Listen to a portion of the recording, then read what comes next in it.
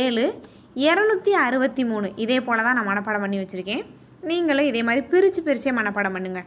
32 87 263 32,87,263 சதுர கிலோமீட்டர் இந்திய நாட்டின் நிலப்பகுதி. உலகளவில் ஏரியாவில் மிகப்பெரிய அந்த நாடுகள் அடிப்படையில் பார்த்தோம் அப்படின்னா நம்ம 7வது இடத்துல இருக்கிறோம். ஏரியாவில் இந்தியா வந்து உலகளவில் 7வது மிகப்பெரிய பரப்பளவு கொண்ட நாடாக உள்ளது. அந்த பர்சன்டேஜில் பூமியின் மொத்த பரப்பளவில் இந்தியா மட்டும் 2.4%, 2.4%. உலகளவில் பரப்பளவில் இந்தியா 7வது இடத்திலும்